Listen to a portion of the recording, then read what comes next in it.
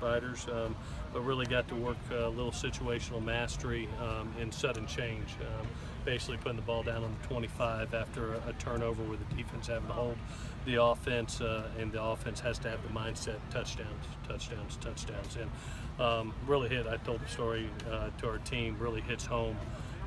One of probably the area that maybe turned our season around last year was being at Arizona State, having a turnover early in that game, which was a sudden change down on our end, and the defense not only holding Arizona State but really forcing a missed field goal also, and from that just the momentum carried in that game. So very important situation for us. Got good work. Thought the defense did a really nice job with it today, especially with some pressures that they brought today.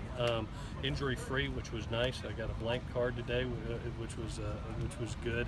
Looking forward to a light Friday tomorrow, which will be basically kind of a walkthrough tempo, and then really having a good scrimmage on Saturday with the situations that we've worked on all week. With that, I'll answer any questions that you got.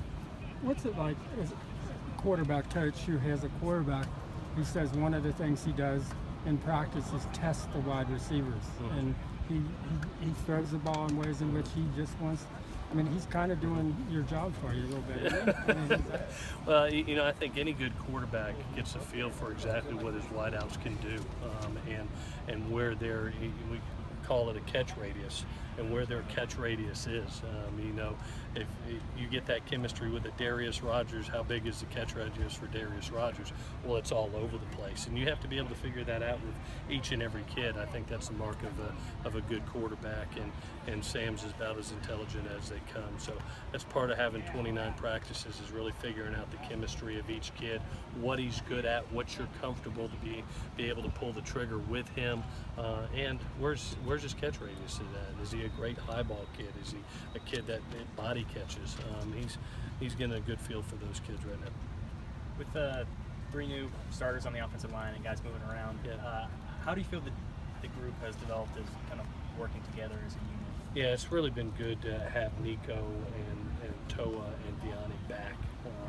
Just everything works smoother when they're in there, and you know that comes from game experience and game reps. You're talking about guys that have played for 3 years straight and really helped this football team. So when they're in there, the communication is great, and they're really doing a nice job. So it feels so much different than spring when they were not there, just from a leadership standpoint, a communication standpoint, and obviously the experience they have to get the job done. I know it's early still to name starters at certain spots, but how would you describe Tyler Vaughn's role, since he seems to get work with the first team almost all the time? Yeah, he's really doing a nice job, Scott.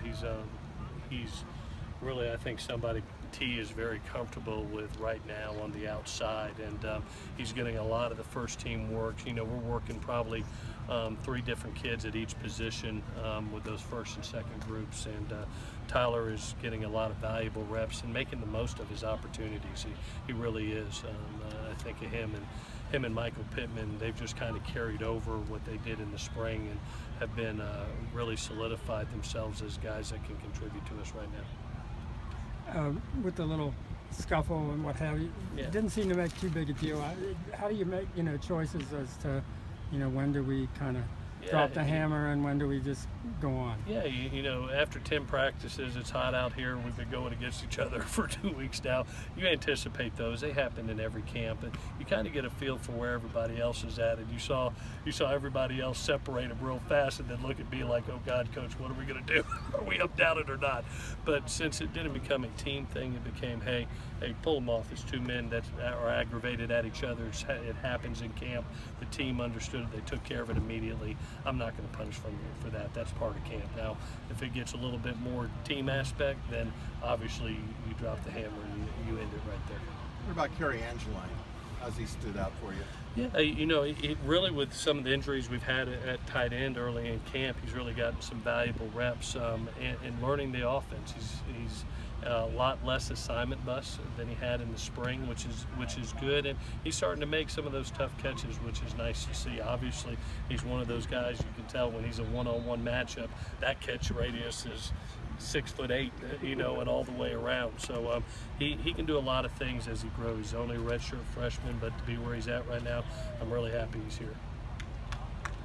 We saw Darnold run a lot last year, and kind of runs like a running back at times. With your backup quarterback situation being different than it was a year ago with Max Brown, do you have to coach him differently in terms of how he plays that part of the game? Yeah, you really want to coach him up on knowing the situation as a quarterback, and I think that's all quarterbacks, is understanding that there's times you have to go make the first down, you have to go score, and then there's time to get what's there and get down, you know, and you have to know when to pick and choose. And I think that's one of the things, as we saw early when Sam started last year, he was playing with a linebacker mentality. And he learned that, hey, you know, from a ball security issue, from a protecting myself issue, I need to get what's there and get out of bounds or get down. But there are also times on 3rd and 3 and my number gets called, or I have to create and go get that first. You see him pull the ball down and get yardage, and that's part of your job. That's part of football. But it's also part of our job as coaches to try to diagnose and help him learn, hey, in this situation, protect yourself. In this situation, obviously, you've got to go get it. Those are conversations you kind of already had with him. Yes, yeah. You role play those things not only in games but also in practice out here. One more. He also talked about when they're in zone, they're looking at him. When they're running man, they're not looking at him, and that's the time. I mean, he's starting to pick up he's that really kind of diagnosing. stuff. We call it zone eyes. You know, is obviously when a DB, you look out there and he's in press coverage. If he's got his eyes on you, he's getting ready to bail. And when he's got his eyes on the DB, he's getting ready to play man coverage, which means, you know what, he's not looking at me. And that's one of your opportunities when recognizing man, especially with how many times we get 5 men out. There's a lot of guys running routes, and a lot of backers are vacated in space, and you're able to make yards that way if you recognize that. And I think that's the mark of of good quarterbacks. Matter of fact, I was watching a little bit of Carolina and Houston last night, and you saw Joe Webb do that, and you saw Deshaun Watson do that. Every time that it looked like man, they were like, all right, I'm going to go get 10 to 15 and get out and move the chains. So it's part of being a good quarterback and part of his progression. Okay.